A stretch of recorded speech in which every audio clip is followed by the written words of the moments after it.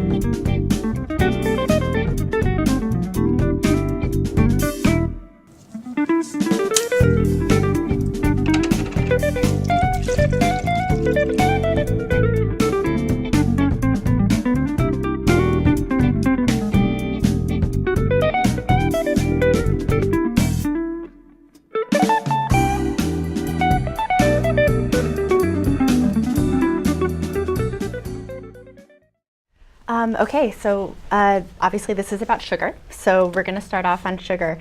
The World Health Organization recently proposed guidelines that say less than 5% of our daily calories should be coming from sugar. Right now, the guidelines say 10%. So Frank, I wanted to start with you. What would 5% of our daily calories even look like if it came from sugar?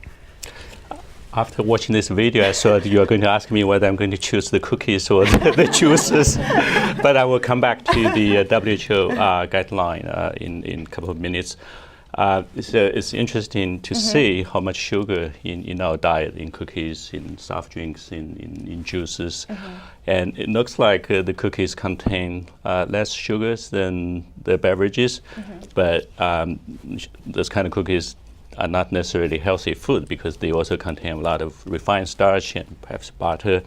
So you can actually make a much healthier cookies by using whole grains and vegetable oils, a little bit of sugar. So of course, we're not doing a cookie contest here, but I think my point is that sugars are hidden in numerous foods and beverages, in ubiquitous in our food supplies. So I just want to address three questions very briefly. One is, how sweet is American diet? And the second question is, what are the bitter consequences of eating too much sugar? And the third question is, what are we going to do? About this public health problem? So the first question, how sweet is American diet? The simple answer is too sweet. So on average, Americans consume about 15% calories from added sugars. 15%. 15% calories, which is equivalent to 22 teaspoons of sugar. 22 teaspoons of sugar. That's really a lot. And those are the sugars added to our foods during processing. This doesn't include natural occurring sugars in fruits and vegetables and milk. And you can find sugar everywhere. For example, 1 can of soda contains about 10 teaspoons of sugar and 150 calories.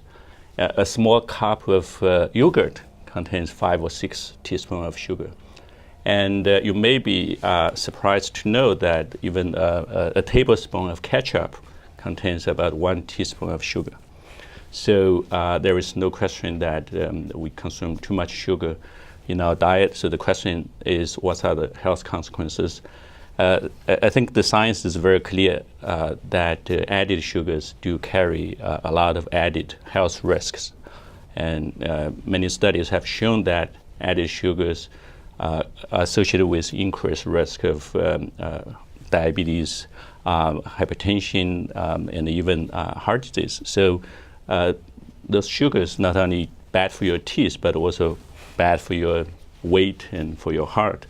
And in a recent study we published together with colleagues from the CDC, we found that people who consume more than 10% of calories from added sugar had 40% increased risk of dying from heart disease. And those who consume 25% calories from added sugar had 2.5-fold increased risk of dying from heart disease. So the increased risk is not trivial, it's substantial. And in our previous analysis, sugar-sweetened beverages associated with increased risk of obesity and type 2 diabetes. Just 1 can of soda is associated with 25% increased risk of developing type 2 diabetes. So the last question is, I'm going to briefly touch upon this because we'll have more time to discuss the solutions. What can we do about this major public health problem? It's not easy to kick the sugar habits because we all love sweet foods, and the added sugars are ubiquitous in our food supply, as I mentioned earlier.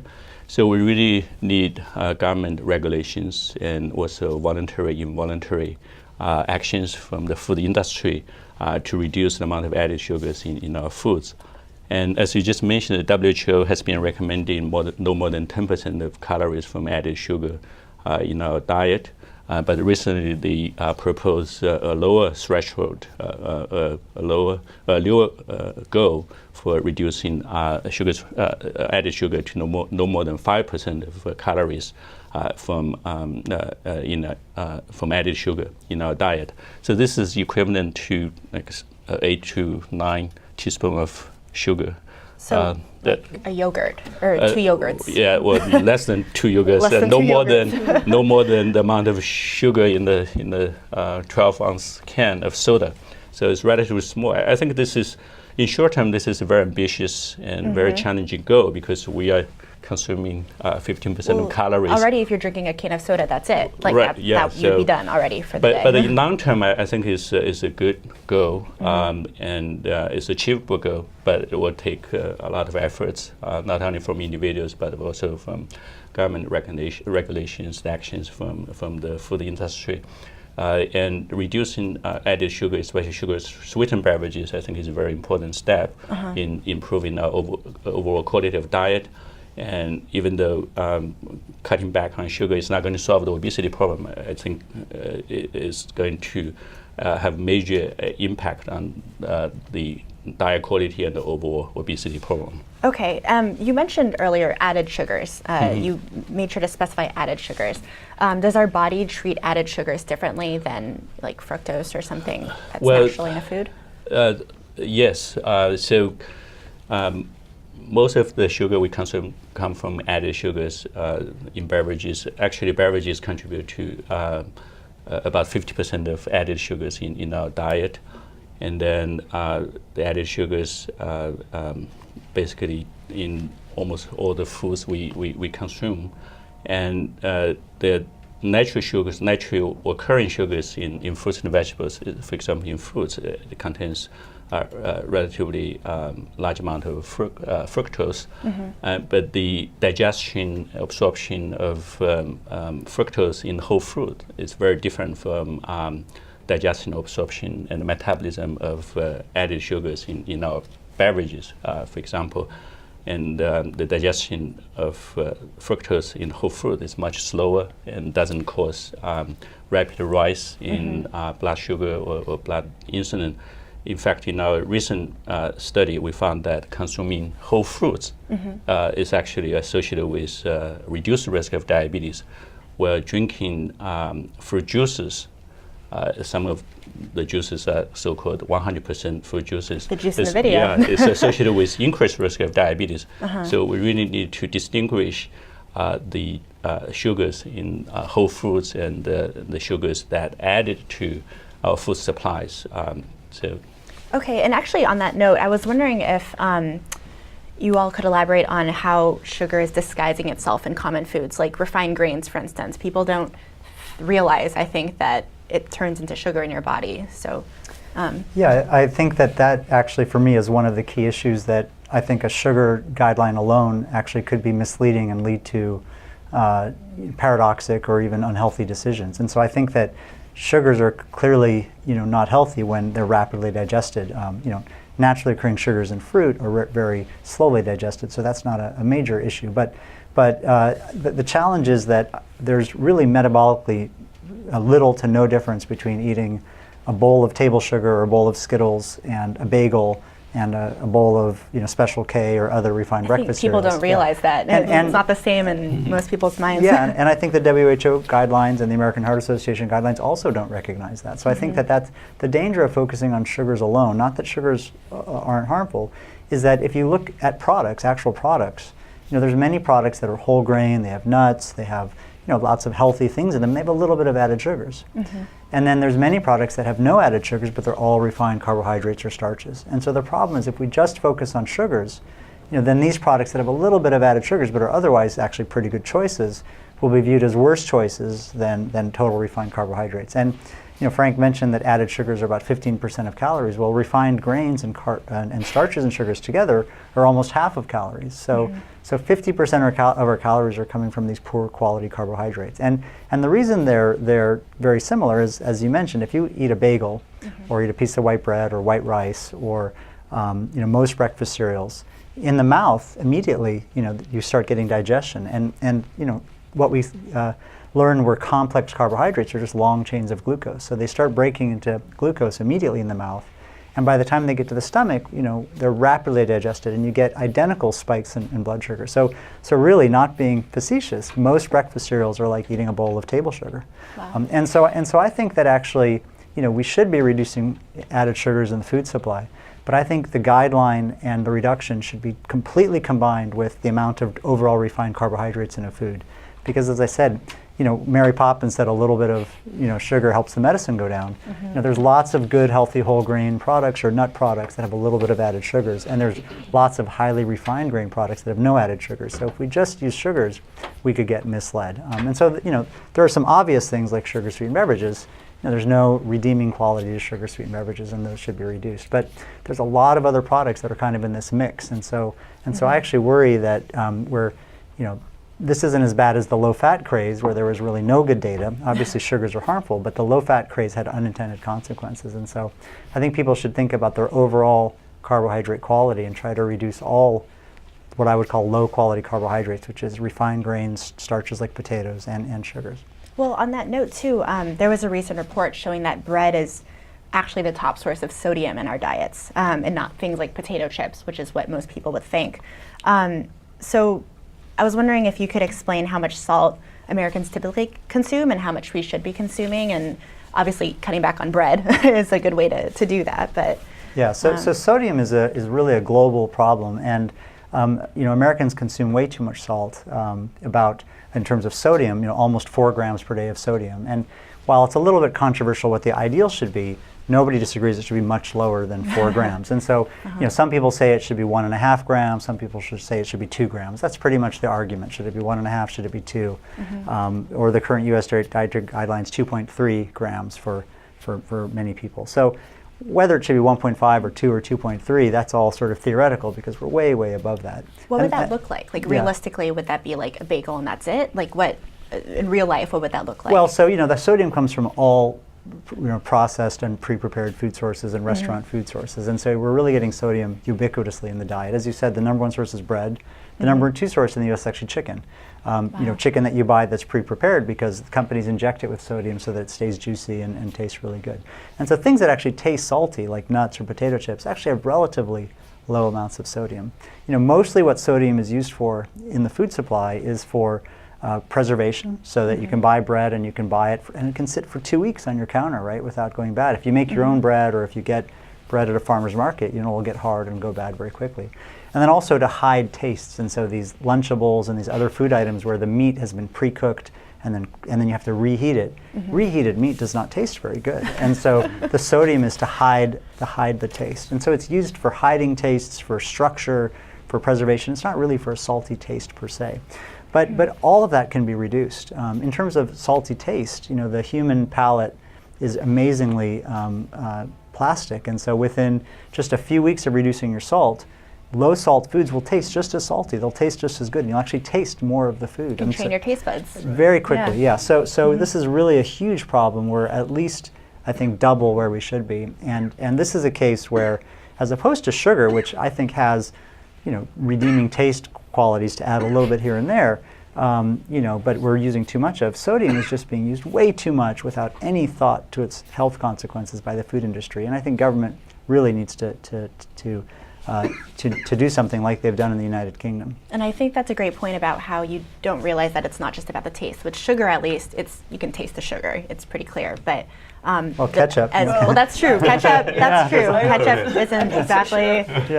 But that it's used as a preservative and in things that you wouldn't even realize, like chicken. Like why is there salt in chicken? Right. Anyway, okay. Amanda. Oh yes. In addition to the regulation of industry, which I think is going to be very important for both the sugars and salt, I think just the transparency of having it really visible in the food label, the amount of sugar and percent whole grains versus refined sugar, and also front of package labeling, because when consumers are making choices among the different products on the shelf, it's so important to have something that's easily visible, where they can see the differences.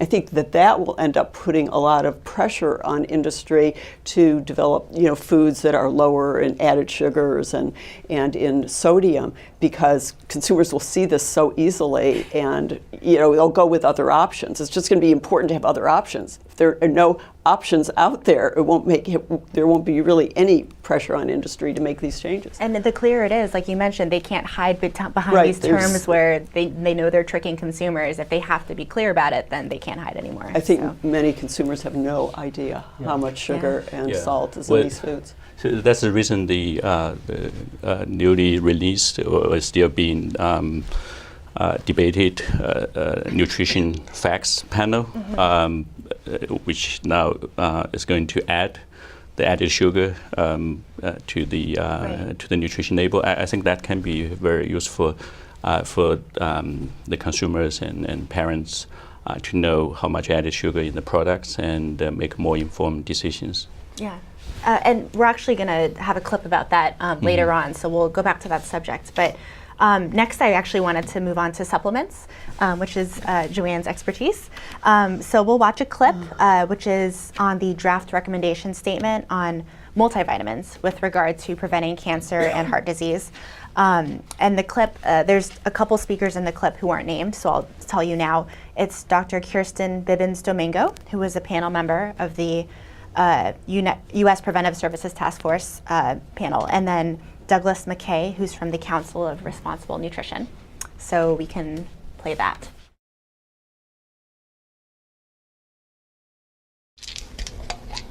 For a third of Americans, this is a daily ritual. The reasons behind supplementation are as different as the people taking them, But now new research suggests if you're using them to prevent two major types of disease, you may not be getting your money's worth. If the purpose of your vitamin supplementation is to prevent heart disease and cancer, that there isn't enough evidence right now to say conclusively that it's effective for doing that. The new report from the U.S. Preventive Services Task Force updates its 2003 findings, stating there's still not enough evidence for or against supplementation for preventing heart disease and cancer. This time, there was enough evidence for experts to say without a doubt, vitamin E and beta-carotene do not prevent these diseases. In fact, the report finds beta-carotene can increase the risk for lung cancer among smokers. This is one area where the studies are there and are clear that there are harms in this high-risk group. Representatives for the vitamin industry say many Americans rely on multivitamins, not for disease prevention, but simply to make up for nutrients they don't get from their diet. Multivitamin can fill those nutrient gaps and provide us with all the essential nutrients we need. It's a really good insurance policy. Experts say patients should talk to their doctor about which supplements, if any, they should be taking. Erica Edwards, NBC News. So maybe a good one to start off with is the multivitamin. I feel like a lot of people take them, but like the man said in there, he was saying that it can supplement your diet, like if you're not eating enough nutrients. I was wondering if you could speak to that, if that's not really true, or. Well, when it comes to multivitamins, they will never be a replacement for a healthy diet, a healthful, well-balanced diet. And I don't think anyone should think of multivitamins in that way. Most people do not need multivitamins. A small percentage of the population actually may benefit for various reasons. Their diets are really poorly balanced, or they may have some malabsorption, need some extra fat-soluble vitamins, particularly vitamin D. However, the vast majority of the population will not need to take a multivitamin. It tends to be the people who need it the least who take the multivitamins.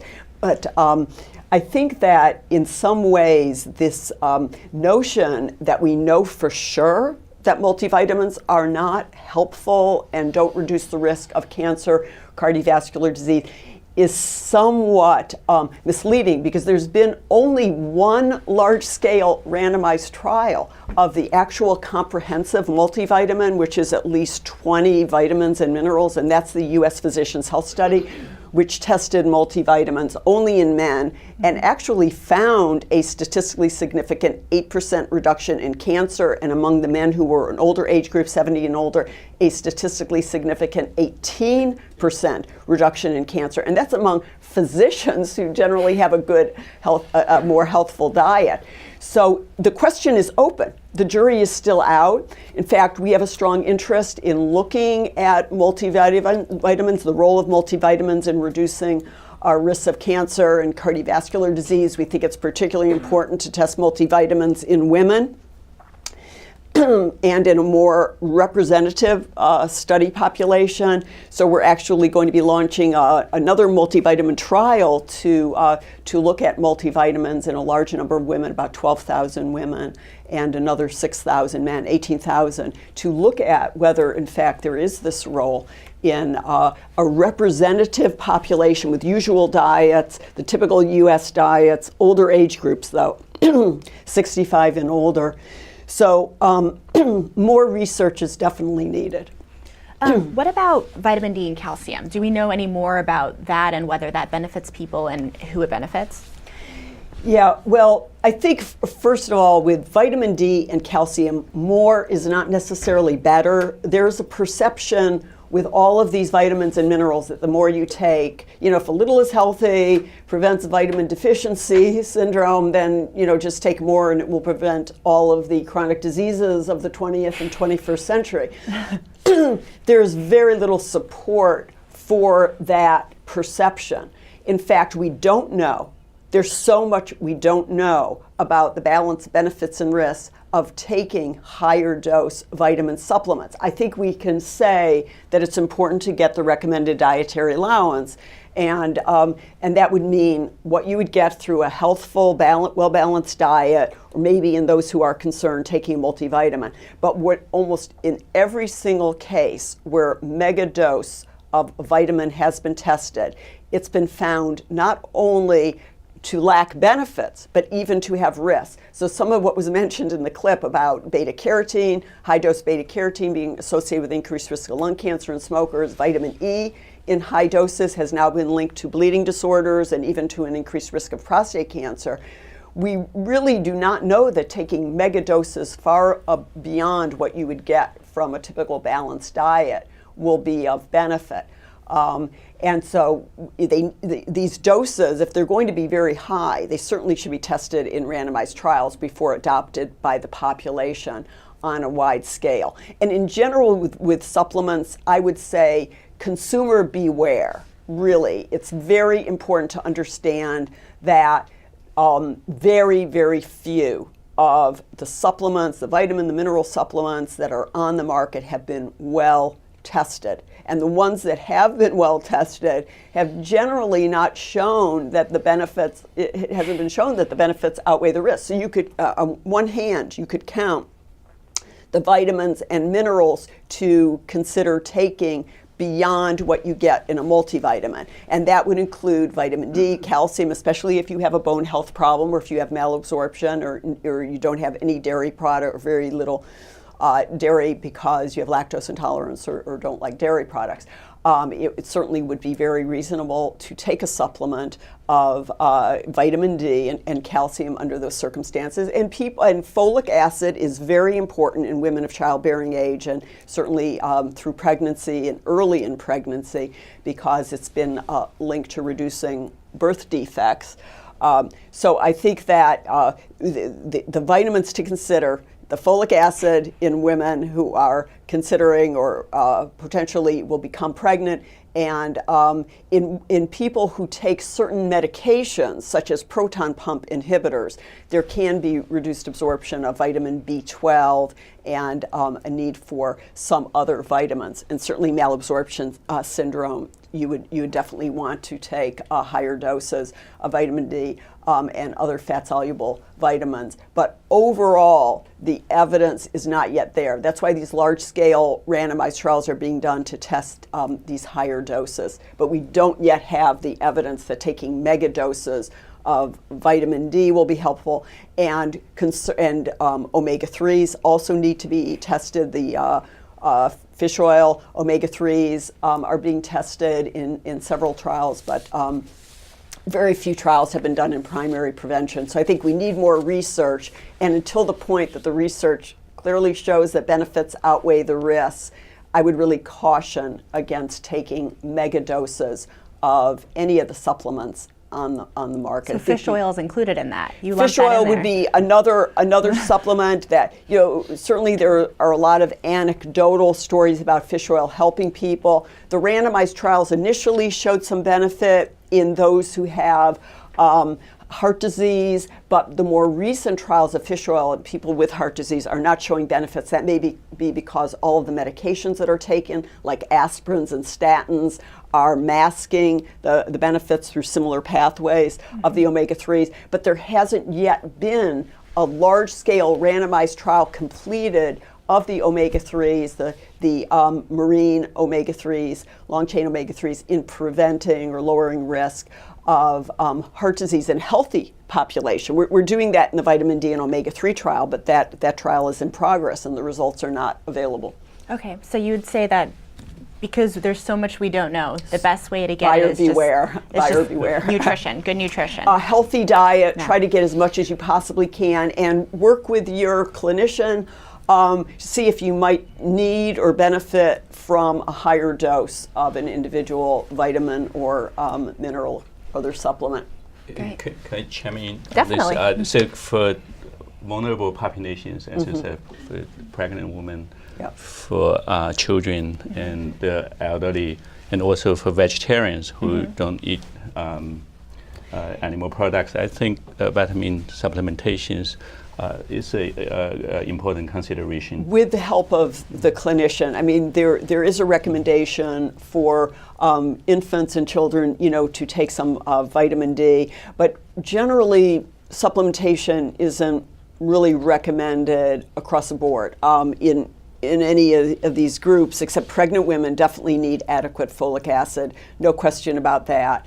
And you want to be sure in terms of working with a pediatrician about what to do about vitamin D, make sure to get input from the pediatrician about whether to use, vitamin D So just make supplementation. sure you're talking to your doctor about what you're doing. And older people, I think, really may benefit from a multivitamin, but the jury is still out. Certainly the Physicians' Health Study suggests there may be some benefit, some role of the multivitamin in the older population. There was no benefit seen in the younger and midlife men, but we need additional trials. We need trials in women that include women, and we need additional research in more general populations. Great. And I would just add, I think that, again, eating healthy foods as a major food source is the most important thing. But if we're going to take one thing, I think that fish oil has the strongest evidence. There's at least 4 trials have shown benefits in contrast to any other. Yeah, but so many haven't shown benefit.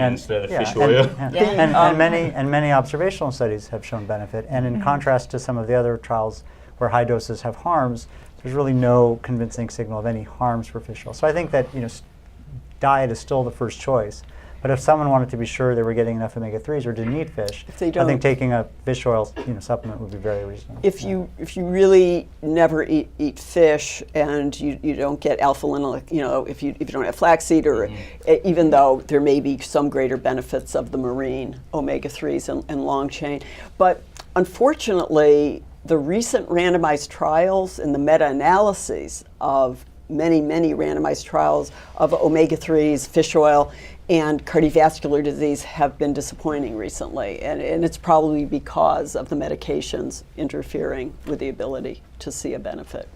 I think we could talk for another 5 hours about fish oil, but not to cut this conversation short, but just to change directions into a more solution-minded focus. We're going to open up to the solutions part of the discussion, and we're going to play a clip on the new nutrition labels that we were talking about earlier. The Obama administration wants shopping for healthy food to be faster and easier, and says nutrition information needs to be clear. Too often, it's nearly impossible to get the most basic facts about the food we buy for our families. First Lady Michelle Obama today announced proposed changes to the nutrition facts panel seen on nearly every food, long thought to be too confusing for hurried shoppers. You squinted at that little tiny label, and you were totally and utterly lost. Key changes would include calories printed in larger, bolder type, for the first time a line indicating added sugars, differentiating them from healthier natural sugars, and updated, more realistic serving sizes to reflect the way people actually eat. A lot of people, get a bag of potato chips and they eat the whole bag, but if you look at the serving sizes, it says, well, there's 2 servings in the bag, and they weren't really understanding that.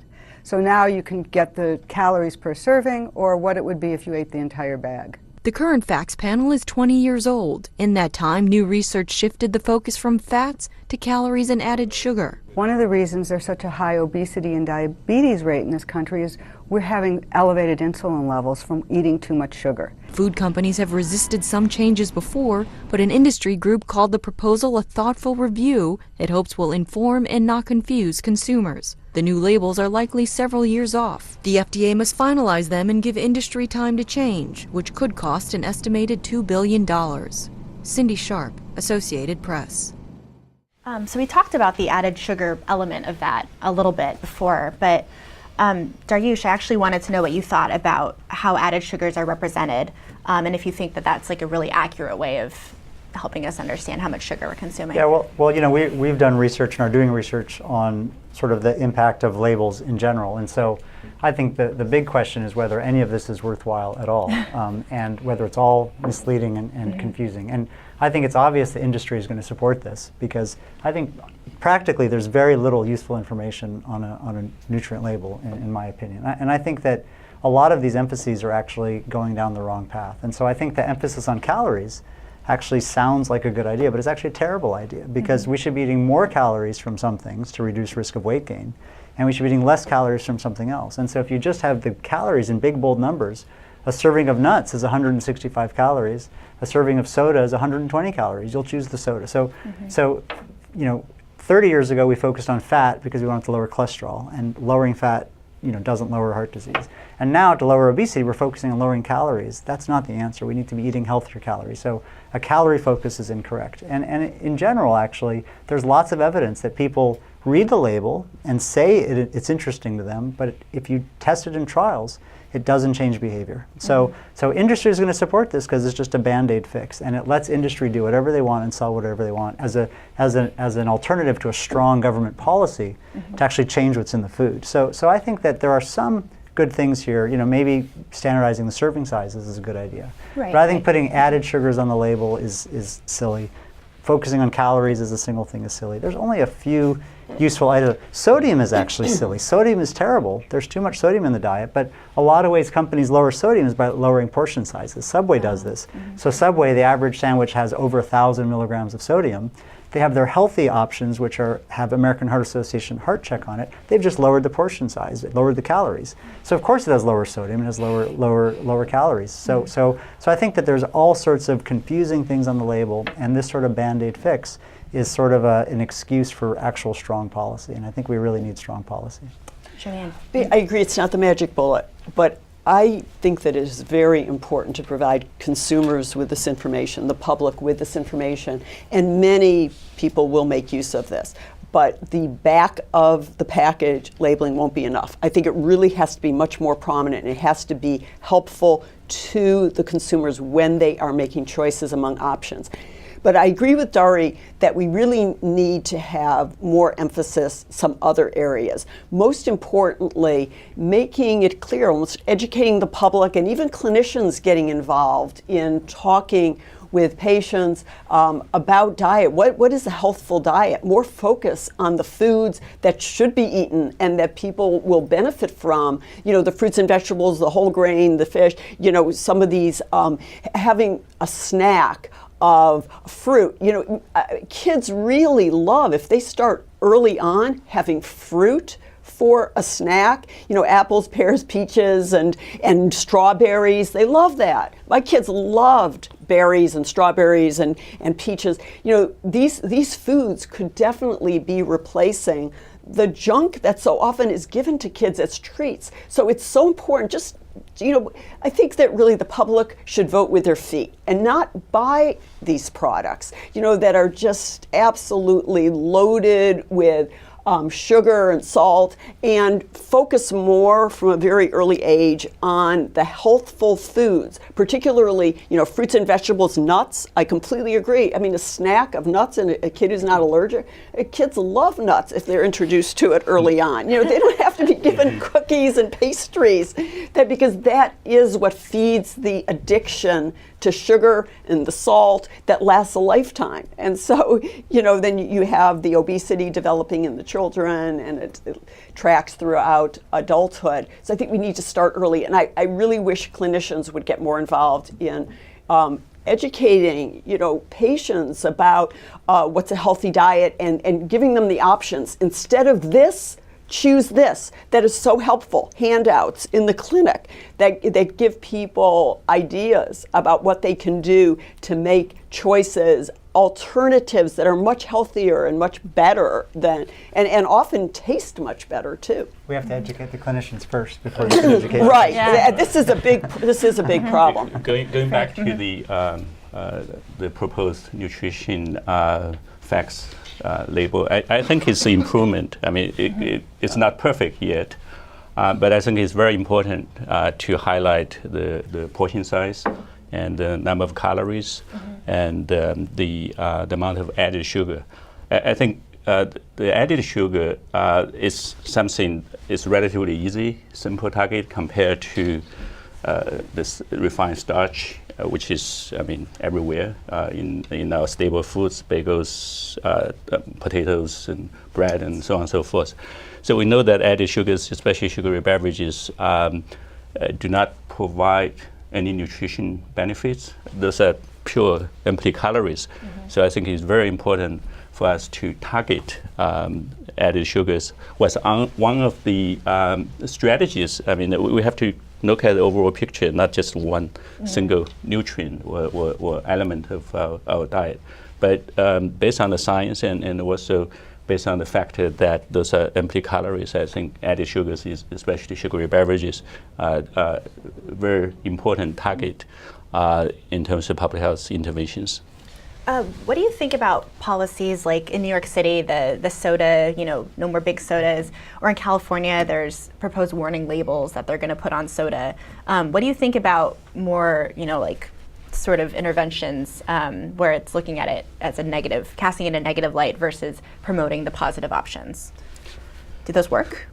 Well, I think those, again, there is no magical bullet. I think all the steps can be incremental, can be useful in terms of, first of all, increasing the awareness about, this major public health problem. And secondly, the consumers and parents can make more informed decisions based on the information, for example, the warning labels on soda cans. And restricting access to large portion size of soda, I think is a good idea, because we know that there is a strong correlation between large portion size and the amount of consumption. So it's not going to solve all the problems, but I think those are all important. Yeah, Got right. it. So a major emphasis of our research group is evaluating policies and how effective they are. And this is an area where Joanne mentioned it's so important to test the vitamins in trials. The policies also need to be tested. And many of these policies have been tested. And amazingly, the policies that work the least are the ones that we're implementing the most. And so education, just knowledge alone, many studies have shown that just knowledge alone is not very effective. And so warning labels, food labels, all these things is not very effective. They have to be tested more. They have to be tested. Yeah, and also has to be in the context, right? But the evidence that's been done, the trials that have been done, natural experiments trials, have all shown very small to zero effects. Wow. The things that work, actually, the things that work are the things that are politically challenged to do. But changing prices clearly works. And so I think that Mexico has just passed an 8% sugar-sweetened beverage tax and a national junk food tax. I think that something like that in the United States should be done, and should be coupled, though, with a subsidy on healthy foods, so it's not regressive and not penalizing. So you tax less healthy, highly processed foods and subsidize healthier foods. We actually could do that right now without much work by changing the SNAP program. So the food stamp program, or the SNAP program, serves 40 million Americans. And those tax dollars every day are buying 60 million servings of sugar-sweetened beverages. Every day are being bought by SNAP. So we need to change the SNAP program so that we're not allowing a subsidy program that's supposed to be providing nutritious foods to people to let them to buy anything. And it's actually disproportionately the lower income population in the United States that's consuming the worst food. So I think there's lots of things to do that are much stronger than the policies that we're doing now, and it just requires somebody out there with political will and political capital to really take a stand and face up to food industry. I think we should do all of these things, but some of these things take some time. In the meantime, just providing information to the public, I think, will help. For people who are actually hoping to be in control of these decisions, having that information will really help them to make the right choices. And I definitely agree with also moving in the direction of public policy changes and, the subsidies for these really unhealthy foods. I mean, this makes no sense. And so I definitely agree with rethinking that. But those policy changes are so complex, and it's so difficult to actually affect those changes. I mean, it would be wonderful if it could be done, in the next few weeks. But the likelihood that's going to happen. Yeah. Right? Okay, so I'd like to take some questions. If there's any questions from our online audience, we can start there, and then we'll ask our studio. Yes, I just we're popping with questions online, so I'm just going to try to ask some of them where we're getting a lot of responses that are along the same lines. Here's the first one. In many communities, there is a shortage of choice of right foods. I live, as many of my family and friends do, in middle-class neighborhoods that have big supermarkets. The problem is that natural foods are almost 2 times the cost. In addition, I find that organic or natural foods have high sodium. What is the answer to these issues? And what happens in poor neighborhoods that do not have big supermarkets available? Well, that's a key question. Yeah, so we've studied both of these issues with our research, and so in terms of cost, actually, this is a little bit of a misperception that healthier foods cost more. We actually did a meta-analysis of all the world's evidence on price of foods versus healthfulness, and certainly if you go into a restaurant, and you're trying to purchase pre-prepared food, healthier choices often cost more. But if you're making your own food, actually, there's pretty small price differences. And so it's on average about $1.50 per day price difference between the healthiest versus the least healthy foods. And so that's not a huge price difference for many Americans, although again, for the poorest, 25 or 30%, that is a big price difference. So it's costs more, but not that much more. It's not $10 more a day. It should cost less. It should cost less. Absolutely, it really should. It should. And then should be in there. terms of the health costs associated with it, it costs much more, obviously. This issue of the built environment, sort of food deserts and all this. This is also something we reviewed, and actually the evidence is remarkably weak that strongly influences dietary intake. It sort of makes sense that it would, but most of the data to date actually are just sort of cross-sectional studies. There's never been any interventions or even any observational studies that where we look at changes over time. So it's actually still pretty weak data. Certainly for fast food restaurants, convenience stores, Walmarts, things like that, the evidence is actually very conflicting that those influence diet at all. Supermarkets, the evidence is a little bit more straightforward and more positive that if you have a supermarket around, you tend to have a healthier diet, but it's all observational. It's all what we call cross-sectional, which means it could just be that those supermarkets are going there because that's the food people buy. So we need more actually study about how the food environment changes choice. I do think it's probably going to turn out to be important, but it's been remarkably understudied. Yeah. We need more research. Thank you. I think I'll just take the opportunity to ask one more question from the live chat. There's a lot of activity about vitamin D and questions about that. So Joanne, might you just elaborate more on who needs it and how best to get it? Oh, everyone needs vitamin D. No question about that. So there's a recommended dietary allowance. The Institute of Medicine's most Not recent supplements, vitamin D. Okay, everyone needs vitamin D. Let me just start with that. So This there's is about the no supplementation. question about that. And the Institute of Medicine's guidelines, most recently in 2011, were that adults up to age 70 need 600 IUs a day, and above age 70, 800 IUs a day. Now that probably is going to seem like very, very little, but the evidence is quite strong that for bone health, that's all it takes in order to maintain bone health, together with calcium, the recommended intakes of 1,000 to 1,200 milligrams. And the jury is still out, believe it or not, whether going higher than that will confer greater benefits. So we're testing 2,000 IUs a day of vitamin D for prevention of cancer and cardiovascular disease, for lowering risk of those outcomes. But the answers are not yet available, whether you get greater benefits. As far as who needs to take a vitamin supplement, most people, especially if they can eat dairy products, they can get up to that 600 IUs through nutritional sources alone. However, certainly older individuals would have trouble getting to their RDA of 800, and it would be very reasonable, but even a multivitamin together with what's in a typical diet would get you up to 800. However, I do think it's reasonable to take supplements 1,000 to 2,000 if you have bone health problems, if you've had a fracture, you've been diagnosed with osteoporosis.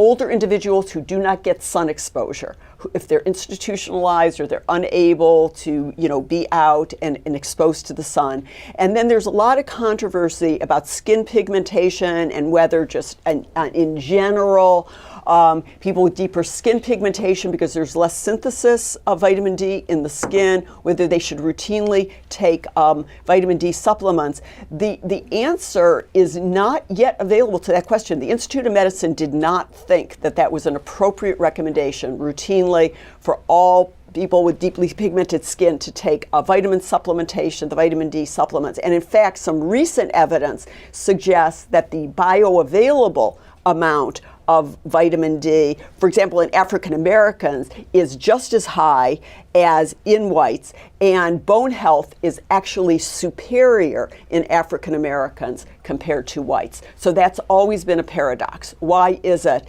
that African Americans have better bone mineral density, lower risks of fracture? Well, a recent study suggests that there may be a gene variant that leads to a decreased level of a binding protein. And so the usual way vitamin D is measured, it may be misleading in terms of vitamin D levels. But if you look at the bioavailable or the free vitamin D level, there may not be these differences by race, ethnicity. So there are a lot of unanswered questions. In general, I would say if you have any concerns, if you're in any vulnerable group, such as having bone health problems or you're not getting sun exposure, certainly taking 1,000 to 2,000 IUs a day would be very reasonable, but avoid taking mega doses. Going above 4,000 was really recommended against by the Institute of Medicine, above 4,000 IUs per day. Thank you. And I know our in-studio audience has questions as well, but because we have so much activity online, I'm just going to ask one more. There are a lot of questions coming in about sugar substitutes. And so here's one that's representative of that. I'd love to see your panel of experts address the new versions of sugars on the market, including Splenda, and the use of sugar alcohols that are being used in frozen desserts in place of refined sugar. Are there solid clinical studies that show these synthetic sugar substitutes have no long-term adverse effects? Okay, that's a loaded question. So we have to distinguish artificial sweeteners like Splenda from sugar alcohols. And so for artificial sweetened beverages or diet soda, the evidence is not as clear as that for sugary beverages. There are a lot of studies on diet soda and body weight and various health outcomes. Some studies showed benefits of diet soda on body weight, others didn't show any benefits. And in recent studies, there is suggestion of a positive relationship between diet soda consumption and weight gain. So that's kind of very troubling if this is true. However, the problem with this kind of study is that people who are overweight and obese tend to switch from regular soda to diet soda.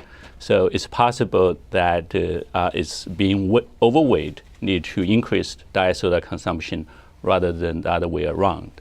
And this is still being debated, and a lot of studies are being conducted to test the effects of diet soda on body weight and other metabolic conditions. In terms of substituting for regular soda, clearly diet soda is not the optimal replacement because of the uncertainties about the long-term effects, especially for children. And for the other question is about sugar alcohol. It's not alcohol. It's not a sugar either. Yes. It's a natural compound in plant-based foods like fruits and vegetables. Sugar alcohol has lower amount of calories compared to regular sugar. So it has about 0.5 to 3 calories per gram. So it has been widely used as a sweeteners in various foods. However, too much consumption of sugar alcohol may cause some GI problems such as diarrhea.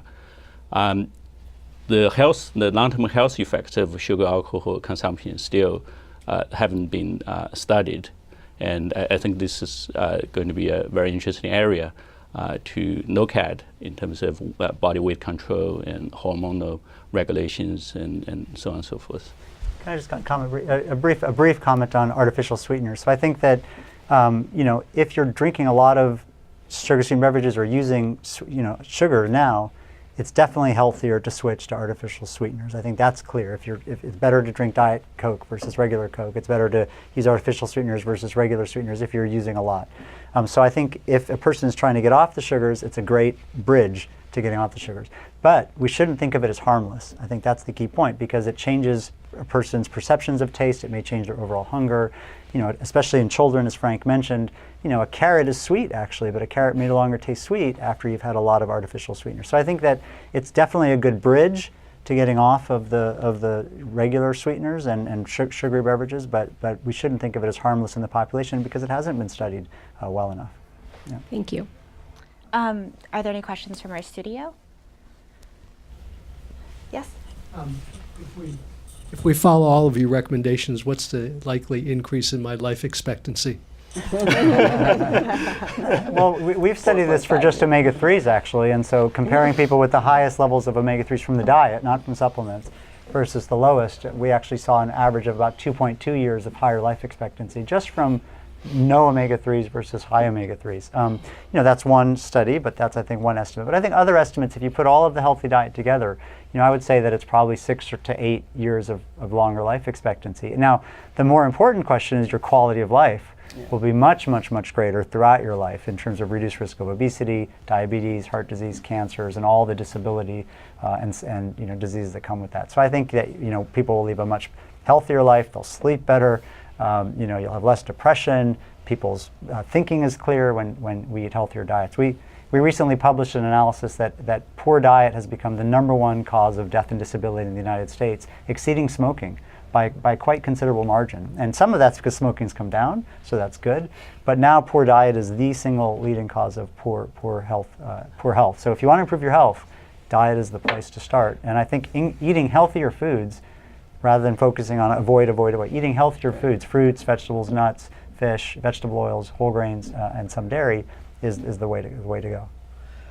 I agree. I think that these lifestyle factors also cluster together. And I think that if you have a healthy diet, you may have more energy and you may be more likely to exercise. And so often the type of diet that you have when you're sitting on a couch just watching TV and eating snacks, will lead to so many risk factors clustering together. So I think that it's important to consider all of these lifestyle factors. And what we notice in almost every observational study we've ever looked at, that the people who have the healthy diets also exercise more and they have a generally more health conscious lifestyle. And whether that means that it's just one of those factors that's important to good health and the others are just tagging along, or whether there's some motivation you get by having a healthful diet and more energy and just feeling like you're really doing something for your health and you also want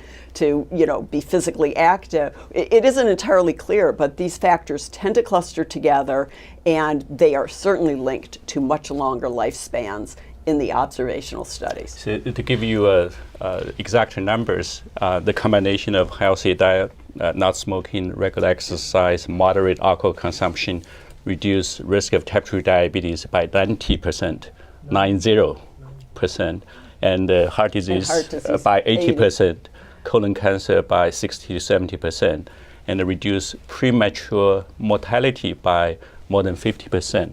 So this is much stronger than any medications or supplements. But also it hasn't been tested in a randomized trial. But I think you have to enjoy the diet. I don't think it's a good idea to cut out all the sugars, all the sweeteners, and you have to enjoy the pleasure of eating, right? So we don't want to kind of demonize the sugar in our diet. I think the main issue is it's overconsumption at this point, including sugar and sodium. And underconsumption of good things. Right.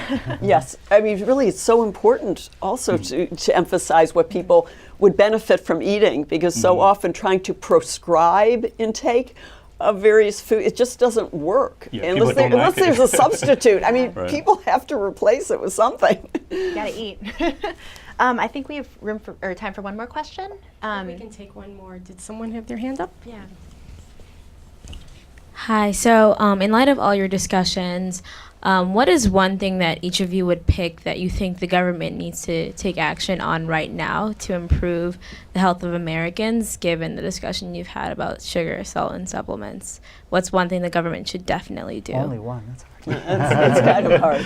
But I like the idea of transparency. I really, I like the idea of giving information to the public, and people who like to make use of information to guide their choices and their decisions in buying products. They have that option. But I certainly would like to see, some pressure on industry to reduce the amount of sugar and salt they're putting in products, because it is very difficult for consumers to even have the choices to, choose more healthful foods. So I think that the one thing that would be the best thing is to tax unhealthful processed foods and subsidize healthy, minimally processed foods. I think that's not practical for political reasons for a while. So that's my number one choice. But in terms of practical things, I think that changing the food stamp program, changing SNAP, to have just the same restrictions as WIC, the Women's and Infants program. If they just change that, that would be transformative for 40 million Americans and all the Americans that live in their neighborhoods. So I think that would be a quick, simple step. And then you only gave me one, but I think restricting sodium would be really easy too. And the CDC is actually moving toward that. So I think sodium is a natural target, easy to reduce. By regulation, it should be done. I guess for selfish reasons, I want the government to invest more money on nutrition research. Right now, the government investing millions of dollars on drugs. But as we just said, nutrition has such great potential to prevent chronic disease, reduce healthcare costs. But we don't have enough money to do original research and don't have enough money to translate the scientific evidence into public health practice and policies. I think this is a really important area for the government to invest. More NIH funding. Right. I hope they're watching. Well, with that, our forum has come to an end, but I would encourage everyone to log on to forumhsph.org, and you can continue the conversation there. And also, Ariana Huffington will be at the forum on April 9th, and she'll be discussing her new book, Thrive. So thank you all for coming.